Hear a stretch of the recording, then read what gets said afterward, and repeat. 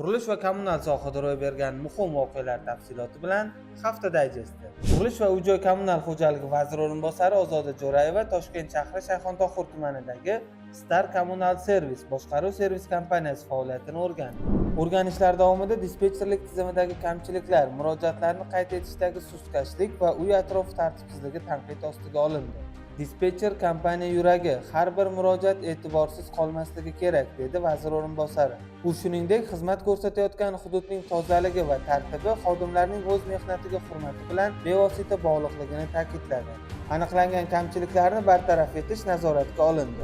Shuningdek, Ozoda Jo'rayeva aholi murojaatiga asosan mazkur tumanning Navoiy ko'chasida joylashgan ko'p qavatli uylarda bo'lib, fuqarolar bilan murojaat o'tkazdi.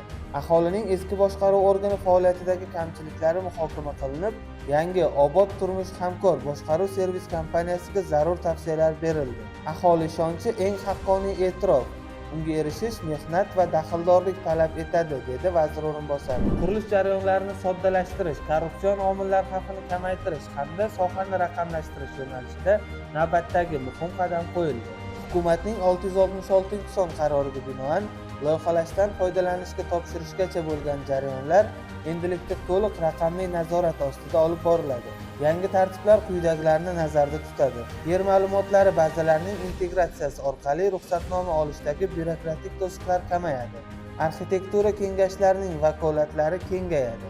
Qurilish ishlari boshlanishi va yakunlanishida yagona elektron tartib joriy etiladi. Barcha hujjatlar va nazorat hisobotlari endilikda elektron shaklda topshiriladi.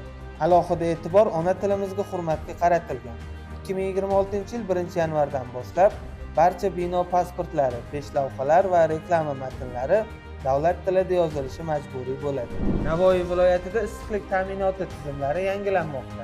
Navoiy shahrining Amir Temur ko'chasi bo'ylab ikkita manzilda issiqlik tizimi obyektlarida kapital ta'mirlash ishlari olib borilmoqda. Viloyat qurilish va uy-joy kommunal xo'jaligi bosh boshqarmasi vakillari jarayonlarni joyida o'rganib, tegishli tavsiyalar berdilar. Issiqlik ta'minoti mas'uliyati cheklangan jamiyat tomonidan 2025-2026 yillar kuz-qish mavsumiga tayyorgarlik doirasida 16 kilometr tarmoqlar, 33 qozon va 79 nasos uskunalarini ta'mirlash rejalashtirilgan edi. Bugungi kunda 17,9 kilometr tarmoq hamda barcha rejalashtirilgan uskunalar ta'mirdan chiqarildi.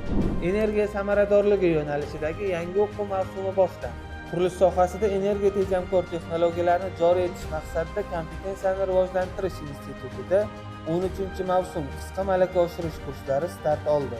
5 kun davom etadigan o'quv dasturi ishtirokchilarga binolarda energiya samaradorligini oshirish, zamonaviy yechimlarni qo'llash bo'yicha nazariy va amaliy bilimlar beradi.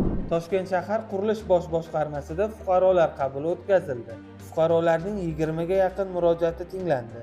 Qabul davomida ruxsatnomalar, yakka tartibdagi uy-joylar qurilishidagi xatoliklar va aholi roziligisiz olib borilgan ishlarga doir masalalar muhokama qilindi. Natijada 17 murojaat bo'yicha joyida tushuntirishlar berildi. Ikkitasi tegishli tashkilotlarga yuborildi. Shu va shu kabi muhim yangiliklardan doimiy xabardor bo'lish uchun ijtimoiy tarmoq sahifalarimizga obuna bo'ling.